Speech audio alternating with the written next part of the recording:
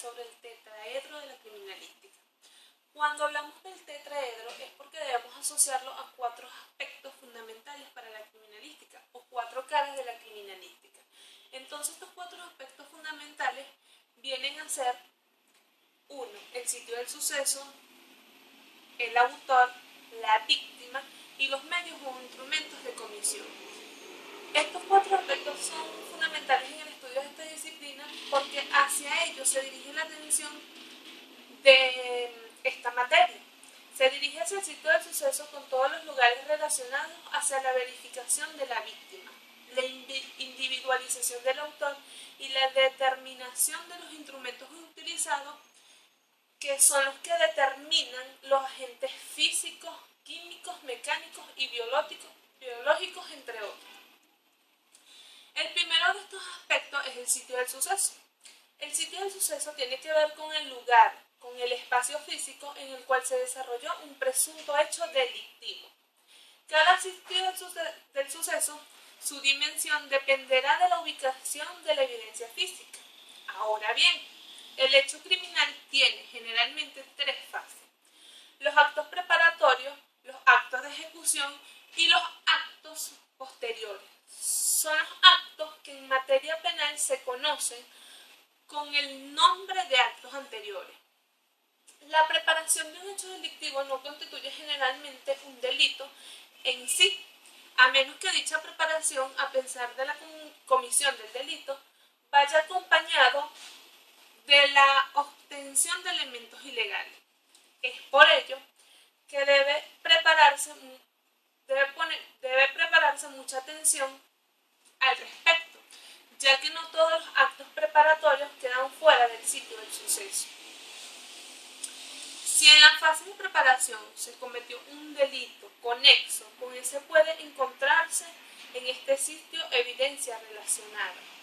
Pero, en principio, el sitio del suceso va a estar determinado o enmarcado a la segunda fase del delito y con más incidencia en la tercera fase.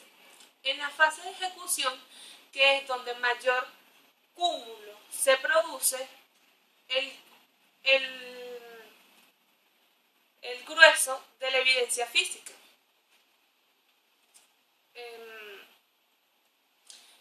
En resumen, el sitio del suceso es aquella porción de espacio donde se materializó el acto, susceptible de relevarse por vestigiosos objetivamente constatables.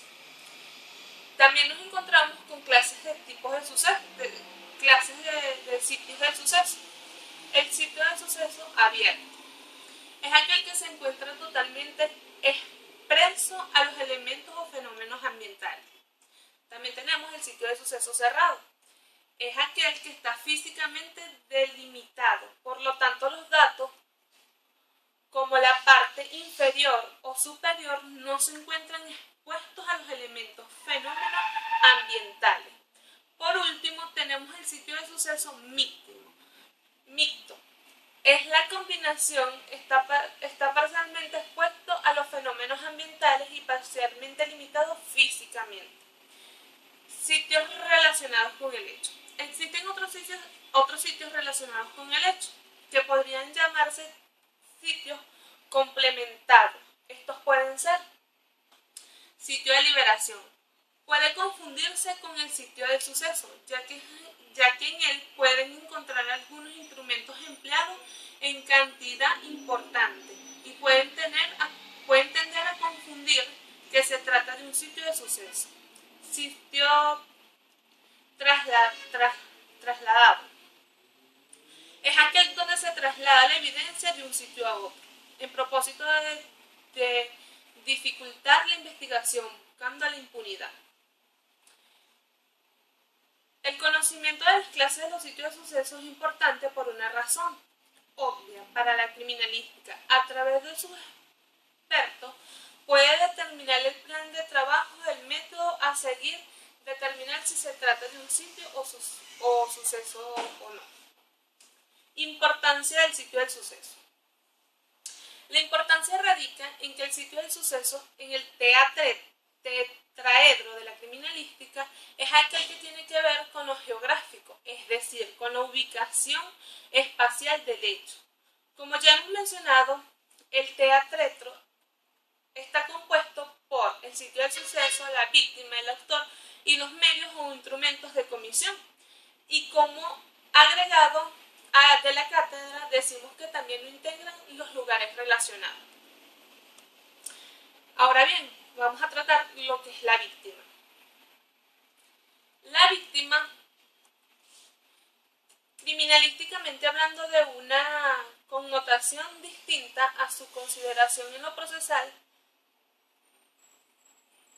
en el Código de Procedimiento, en el artículo 119, establece un listado de quienes pueden considerarse víctimas.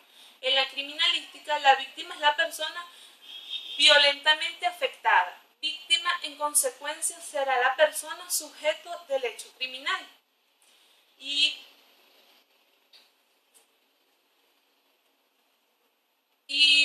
le dejamos a los cuerpos policiales preventivos, a los tribunales penales, a la fiscalía, el tratamiento u otras personas que se consideren víctimas en virtud de lo criminalístico.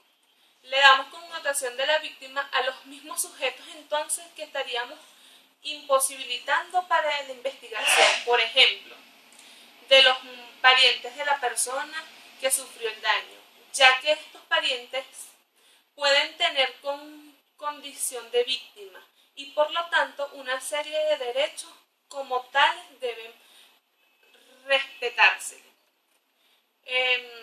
Por otra parte, hablando en la mayoría de los casos, los principales sospechosos son los esposos o esposas. Es por ello que criminalísticamente no se descarta a nadie. La víctima para la criminalística es la persona directamente afectada por el hecho.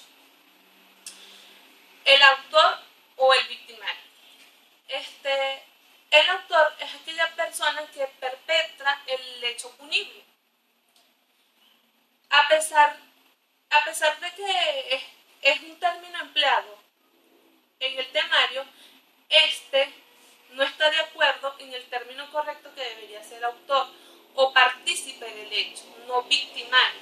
En los tribunales acusa como autor, coautor, encubridor, facilitador, cooperador, términos inexactos, ya que de acuerdo a su origen etimológico está asociado a la persona conducida a la víctima de sacrificio, al lugar donde se llevaría a cabo dicho sacrificio. Y este término no se adapta a lo que se pretende explicar, ya que el autor no conduce a la víctima a ningún sacrificio. Por eso decimos en términos victimario es inexacto. Por otra parte tenemos los medios de comisión. La criminalística tiene que ver con el estudio material del delito. En este mundo eminentemente material, todo puede convertirse en un arma de ocasión. Por ejemplo, en un caso de homicidio, el arma utilizada fue un machete. El machete en principio no es un arma, es un instrumento agrícola, pero la voluntad del autor lo convierte en un arma de ocasión. Entonces, cualquier elemento material puede considerarse un arma.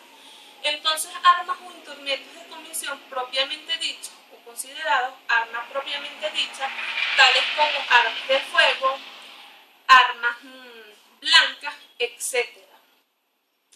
Pero también tenemos otra categoría que es la de las armas o instrumentos de ocasión. La criminalística tiene que darle rango a todos los instrumentos,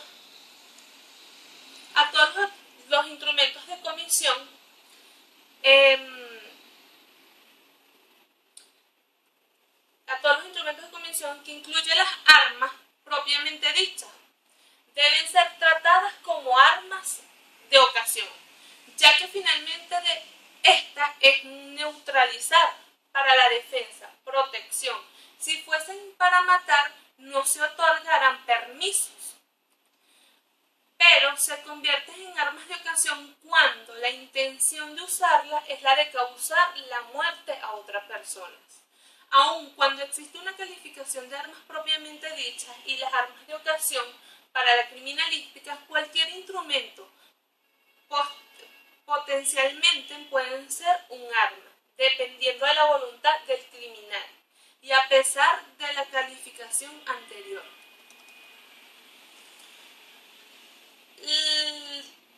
La investigación criminal. Cuando nos referimos a la investigación criminal, es una indagación, una averiguación, una búsqueda. Eso es una investigación, querer esclarecer. Ahora, cuando hablamos de investigación criminal, ya nos referimos a una investigación ordinaria, no nos referimos a una investigación científica común, ni a una investigación en el campo estadístico. Hablamos de una investigación sobre un hecho punible, por lo cual la investigación que nos atañe es la investigación que soporta la facultad del Estado para establecer los hechos contra la ley penal. El Estado está facultado para castigar al presunto, pero no está facultado para castigar a una forma ilimitada. Tiene sus limitaciones y una de esas limitaciones que tiene es precisamente en materia delictual o penal es que deben hacerse investigaciones para poder castigar a un ciudadano presunto responsable de un hecho punible. Esta fue toda mi exposición, espero que les guste.